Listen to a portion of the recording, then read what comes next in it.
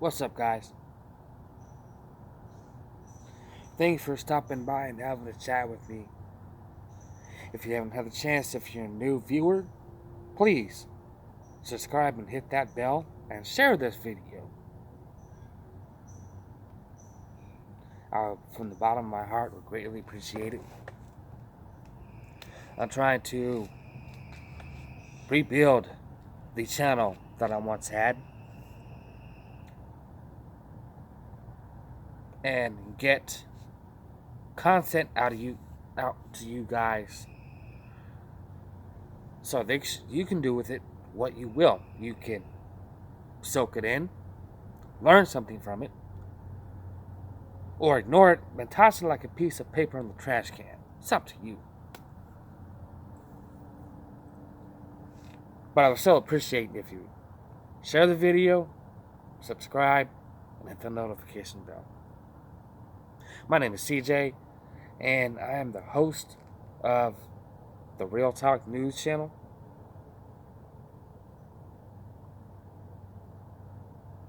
We have a serious problem on our hands, and it's not as I'm not taking it away from any other problems that we have on our plates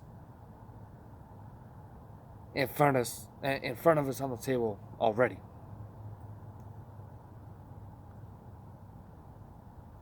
So please, don't get that twisted. That's not what I'm about, okay? But the problem I want to bring to your attention is Black Lives Matter.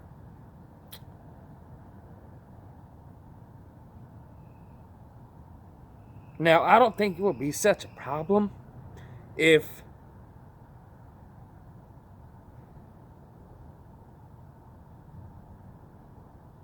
they were a real, legitimate, grassroots activism outfit. But this organization outfit, whatever you want to call them, but they're a bunch of fucking scumbags. They're a divide and conquer army taking down this country, or aiding in the destruction and takedown of this country.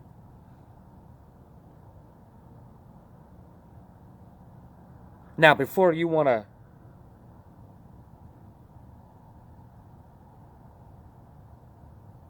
pop off at the neck and come sideways, hear me out.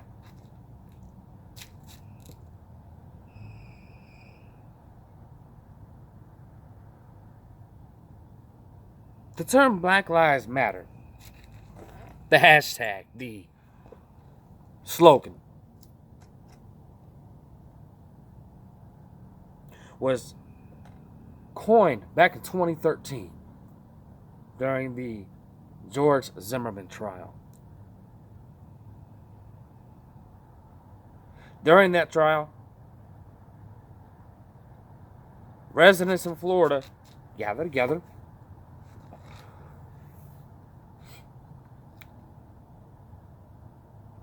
and started chanting Black Lives Matter.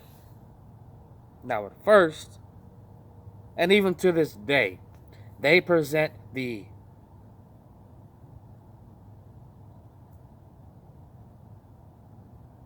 belief of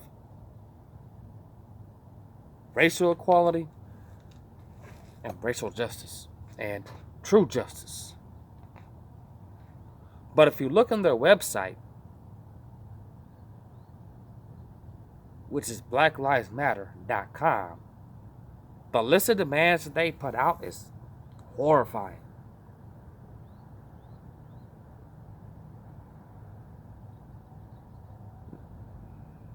One of them is struck me is that they want to destabilize the Western nuclear family.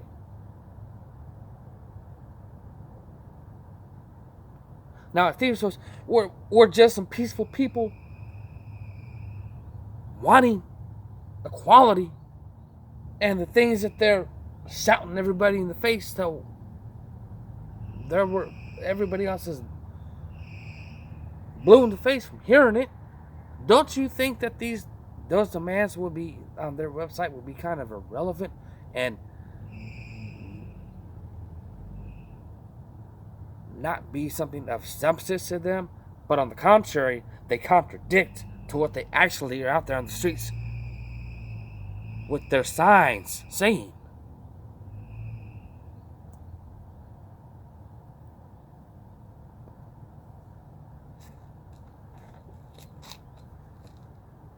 In addition,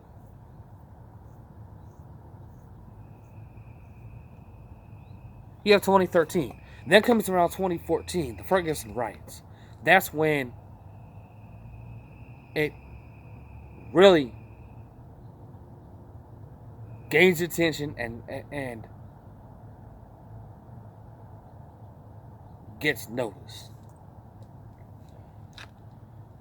In Ferguson, Missouri in 2014, a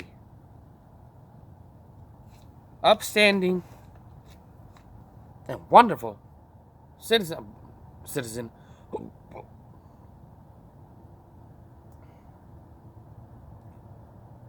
was unlawfully gunned down by the police there.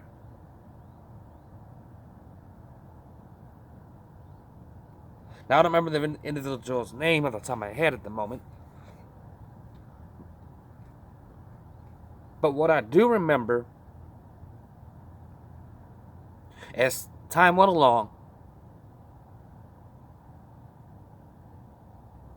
the guy that was gunned down wasn't a squeaky clean guy.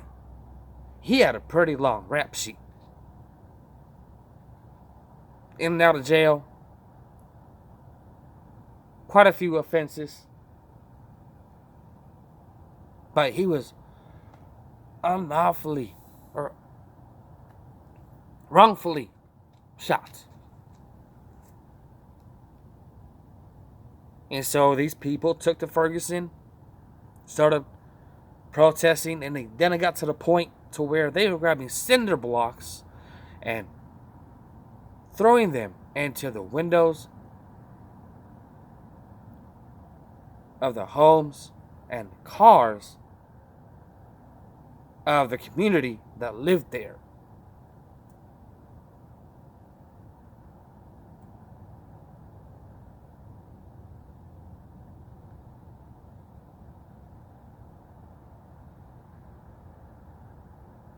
As that was going on, the alternative and truth-seeking community started digging around. And the question that made them scratch their heads was, how are they getting the money to go out and do what they do? Well, they came to find out that they were being funded by George Soros. Now, if you're unfamiliar with the name, I suggest you look him up.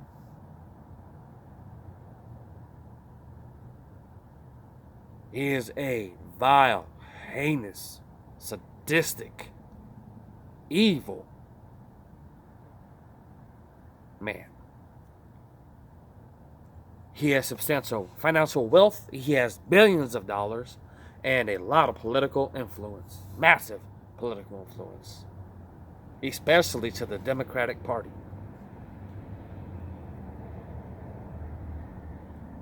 He'll fund campaigns for Democrat politicians. New ones or seasoned. He gives them money. He's close personal friends with the Clintons, the Obamas, Joe Biden.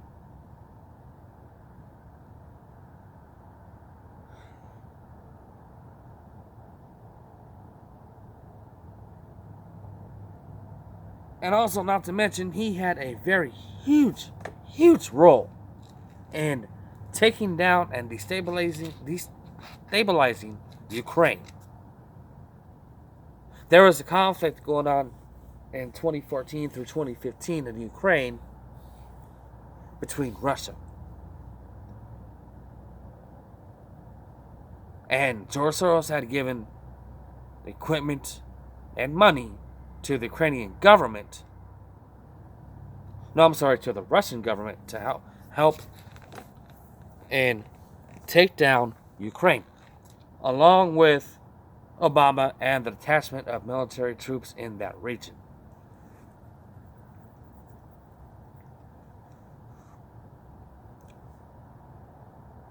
So that's just something. That's one of the things this guy is known to do. But getting back on topic, these fucking scumbags are everywhere. Destroying communities nationwide. Them and Antifa, he funds both of these terrorist organizations.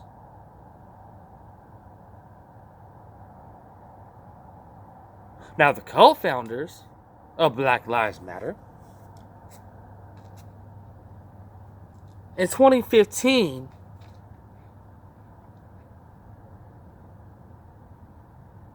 Alicia Colors had an interview and openly said she is a trained Marxist.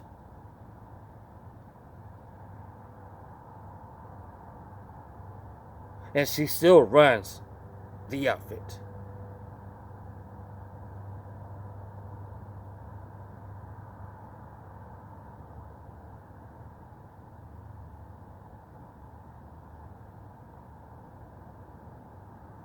So it's now becoming clear that not only are they a divide and conquer organization, but they're also communists. Because Marxist is another name for communist.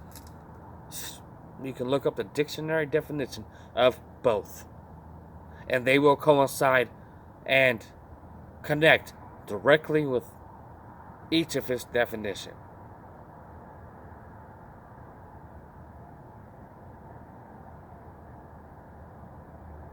So for the past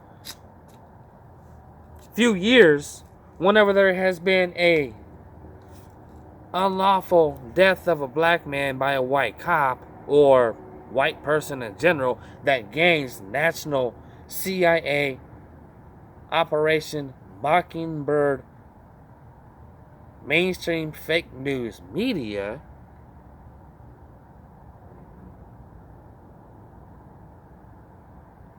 it could be a death of a black person or something that is wrongfully done that will deem racially unjust to them. The media will pick it up, as they have been doing so now, with George Floyd, with Tim Brown, the guy in New York who was unlawfully killed by NYPD. But yet this guy, the day of his death, went into multiple convenience stores,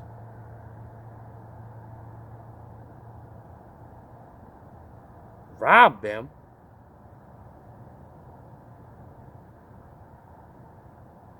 for goods and cash. He also produced counterfeit currency.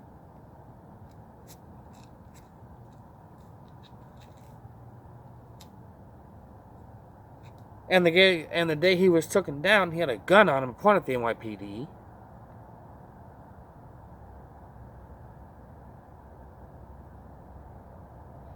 And was shot at the scene.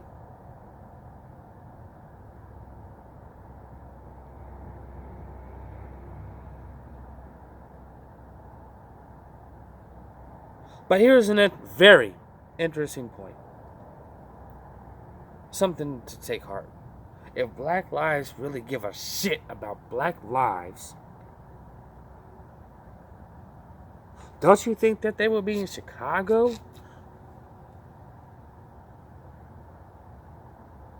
If not every weekend, but every month, protesting and demanding action for the black on black crime with the murder rate of Black on black death in Chicago, it is the highest in the nation? No, they're nowhere to be found.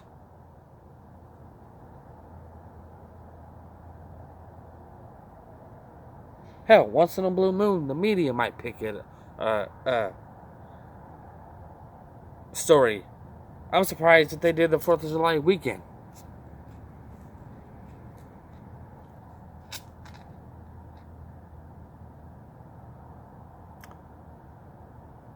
And for the young girl that was 8 years old, just recently gunned down in Atlanta by a Black Lives Matter protester.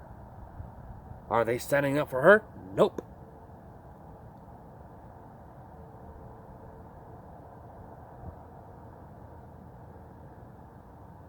They're nowhere to be found.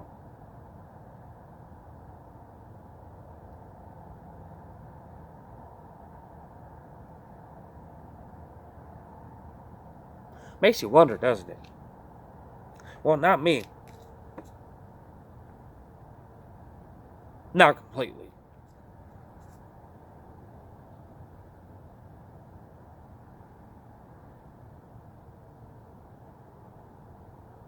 You know, before I came out tonight,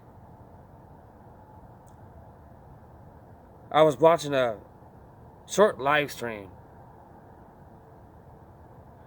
And I am sorry to say, I reside in the liberal, leftist, socialist, communist, cesspool hell utopia called Portland, Oregon. I wish I could live somewhere else. I have had that feeling for a long time.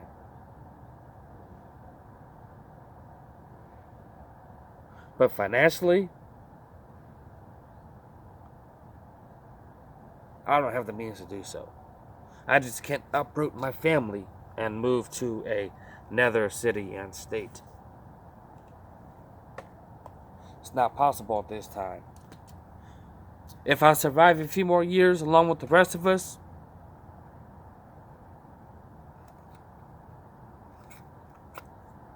yeah, that dream is still there to get the hell out of here. But in the meantime, I fight and survive.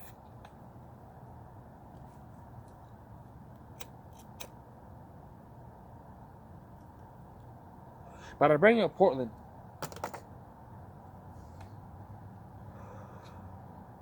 The video that I watched was about 1.5 minutes long, with a little bit of commentary. The Antifa fucking piece of shit scum, along with Black Lives Matter, surrounded a car and tried yanking the people out. The people were able to get out of the way, but as they drove off, thank God they had a gun on them. Nobody got hurt, but they let some rounds off, saying, hey, don't fuck with me again.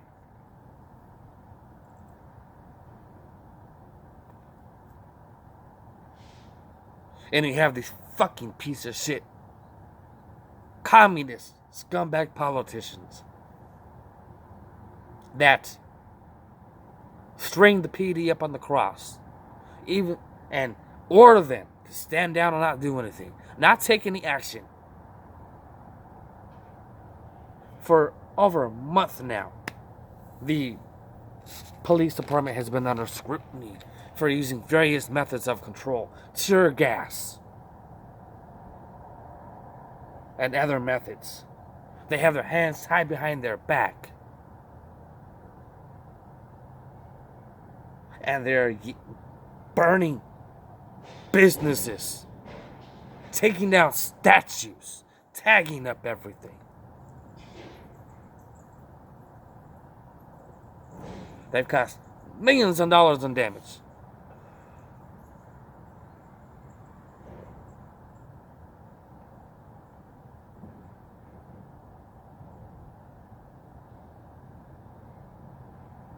But the people here they're so complacent and dumbed down and PC-fied. They just let it happen. The residents who own businesses don't do nothing, which is sad. They don't rise up and say no.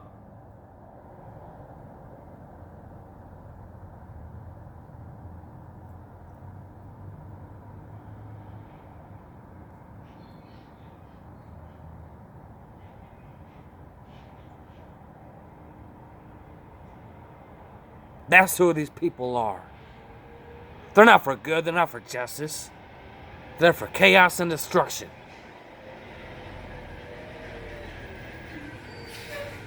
And they have massive financial support from the Democrat Party. Left-wing outlets that have big, deep pockets full of cash, funding them, because now stories are coming out to where online, you go to Amazon, there's a banner for Black Lives Matter, meaning they're setting aside money to fund them. That's one. Multiple businesses are funding them now. And it makes sense because when they make connections with the Democrat leaders, and those leaders have relationships, partnerships with businesses, and have influence,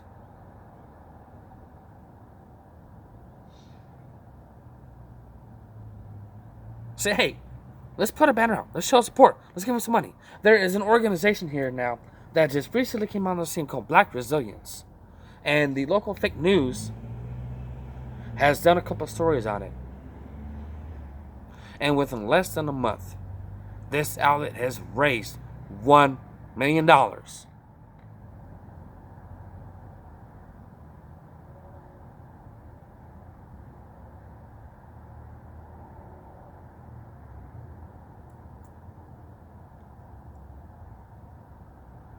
That's supposed to be put back into the community, to help the community. But I don't see nothing happening from it because I go to these parts of town and it still looks the same.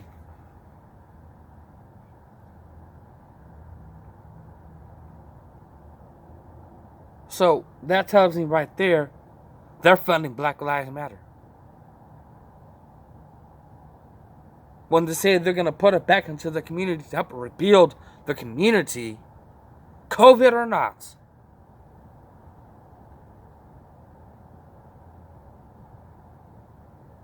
they're sitting scamming people and giving it right to them.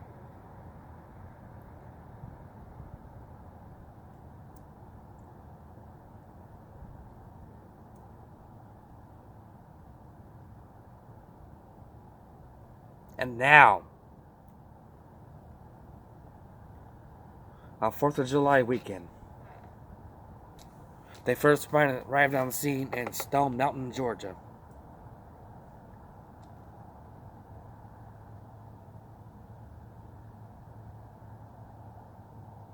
Black militants armed with automatic rifles, from 22 long rifles to AR-15s to M4s, you name it, strolling down the streets of Georgia,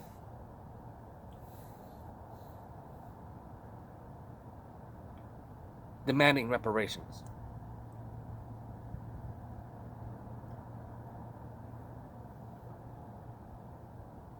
Now, a couple channels have made mention of this.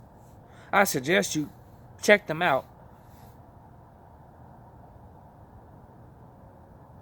I haven't seen anyone else mention them except for these two channels. These two guys.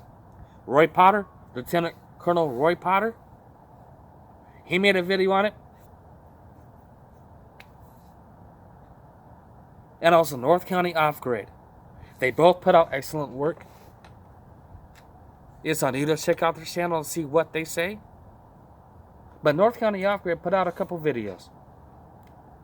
At first, he brought to light who they are in the first video, and he just made a video about it yesterday, giving a more in-depth analysis of what they, who they truly are.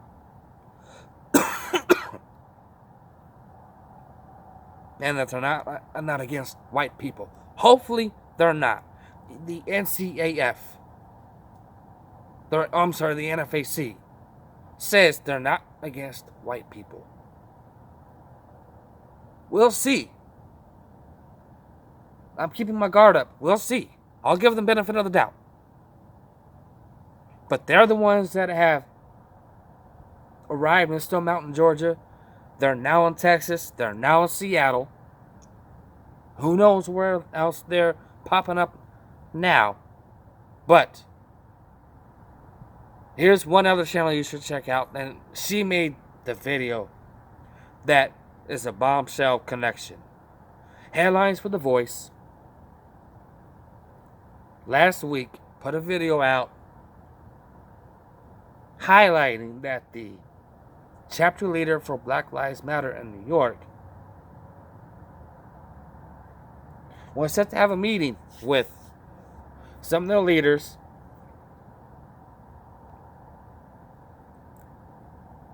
and former military personnel in LA, and to discuss plans. So check out that video.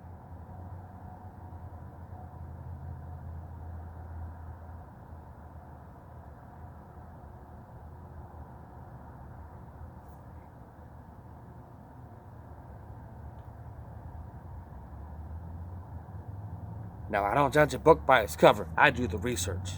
I dig, I look, I read, I watch, and I listen.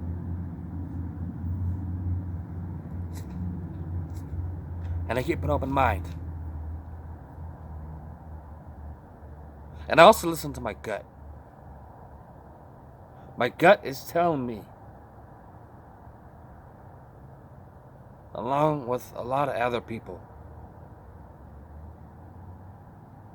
that you can call it a civil war, you can call it a race war, you can call it whatever this conflict is going to be titled. It's coming, and it's coming quickly.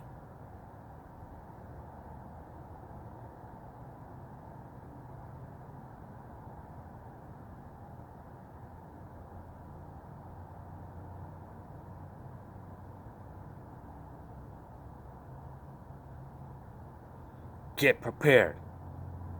Be ready. Stay strapped or get clapped.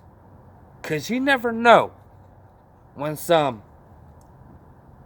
moron is going to run up on you. Be safe. Have a plan. Get all your goods now, because they're talking about another lockdown. Get them while you can.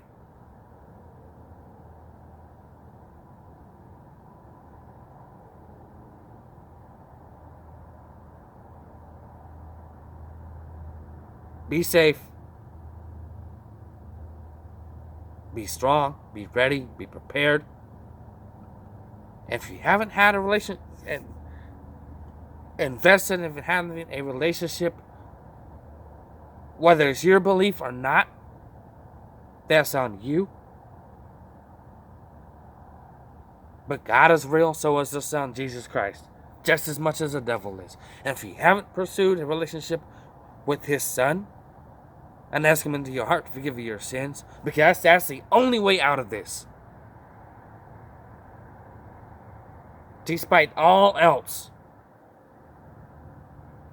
the only way to escape what is coming is to have His Son in your heart to forgive your sins and have a relationship with Him. That's on you.